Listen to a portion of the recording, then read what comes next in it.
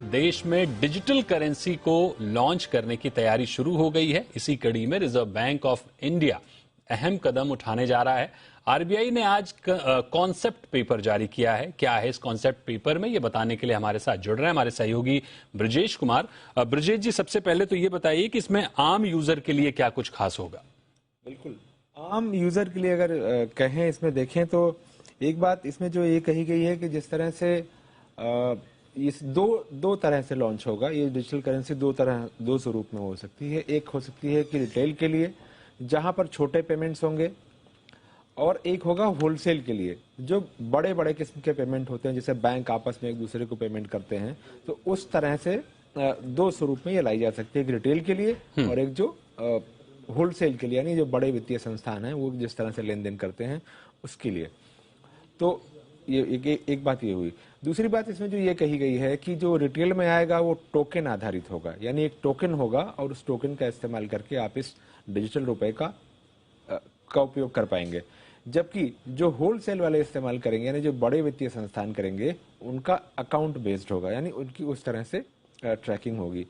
अब इसमें एक बात जो और कही गई है वो ये कि इसमें अगर आप डिजिटल में रुपया रखते हैं तो आपको किसी भी तरह का कोई ब्याज नहीं मिलेगा।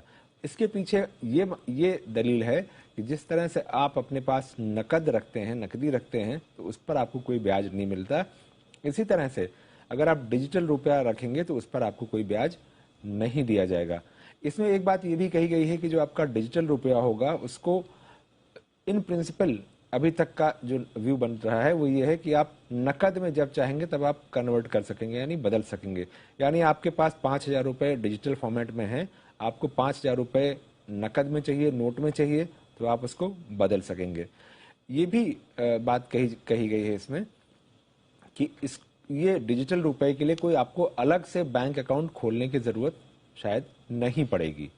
अब जो मौजूदा हमारा पेमेंट सिस्टम है, जैसे कि हम यूपीआई आधारित जितने भी पेमेंट सिस्टम हैं, चाहे वो पेटीएम हो या गूगल पे हो या जो आजकल जितने भी हम यूज कर सकते हैं, उनके साथ इस डिजिटल रुपए को जोड़ा जाएगा ताकि जो सहूलियत है लोगों को मतलब डिजिटल मोड में पेमेंट करने की, वो बेसिक सहूलियत जो है वो एक कोर फीचर रहेगा इसमें और उसमें कोई दिक्कत नहीं आएगी।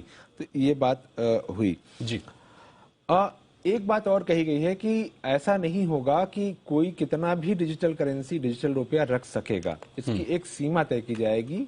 अब वो सीमा क्या होगी वो सब बातें बाद में फाइनल होंगे, लेकिन इसकी कोई एक सीमा जो है वो तय की जाएगी ताकि लोग बहुत ज्यादा इसको ना रख पाए। बिल्कुल, यानी डिजिटल रुपए की भी जमाखोरी ना हो सके। ब्रजेश सर, इसमें एक और अहम सवाल ये होगा कि मॉनेटरी पॉलिसी में दखल को लेकर जो चिंता थी उसको देखते हुए इस ड्राफ्ट में क्या कहा गया? देखिए, ये एक बहुत बड़ी चिंता थी जिसको लेकर कहा गया था कि अगर सब कुछ डिजिटल इस शेप में हो जाएगा तो क्या करेंगे लोग, कि सारा पैसा लोग रिजर्व बैंक के पास ही रखने लगेंगे, और अगर सारा पैसा लोग रिजर्व बैंक के पास रखने लगेंगे तो फिर बैंकों का क्या काम होगा, और जो पूरी एक तरह की बैंकों के सारे कामकाज ही प्रभावित हो जाएंगे। तो उसमें ये कहा गया है, उसका जवाब यह है कि रिजर्व बैंक की जो स्टडी है, इस कॉन्सेप्ट पेपर में ये कहा गया है कि इस तरह का कोई संकेत नहीं है कि जब डिजिटल रुपया आएगा तो वो मॉनेटरी पॉलिसी पर किसी तरह का कोई बुरा प्रभाव डालेगा। इसका कोई ठोस उनको संकेत या कहें कि इशारा नहीं मिल पाया है। तो ये एक अहम बात जो है वो इसमें कही गई है। अब बात यह है कि ये लाया क्यों जा रहा है? लाया इसलिए जा रहा है क्योंकि अगर आप देखें तो 2015 से लेकर और 2022 तक ऐसा दौर रहा कि केवल नोट को छापने में ही 3,500 करोड़ रुपए से लेकर करीब 8,000 करोड़ रुपए तक का खर्च रिजर्व बैंक को करना पड़ा केवल नोट छापने में।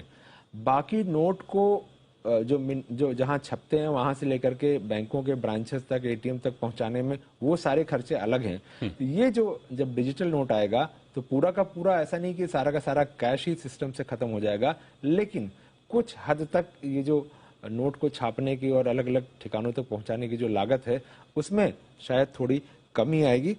और इसमें एक और बात कही गई है कि जब ये डिजिटल रुपया आ जाएगा तो बहुत सारे जो हमने पेमेंट के नए नए प्लेटफॉर्म्स देखे हैं, तो वहां पर जो टेक एंटरप्रेन्योर हैं उनके लिए भी बहुत कुछ नए प्रोडक्ट लाने की गुंजाइश जो है वो बनती हुई दिखेगी। बिल्कुल, तो बहुत बहुत शुक्रिया करेंगे ब्रजेश जी आपका हमारे साथ जुड़ने के लिए। यानी बहुत जल्द ही हम डिजिटल प्रारूप देखेंगे रुपए का अपने अकाउंट में। धन्यवाद ब्रजेश जी।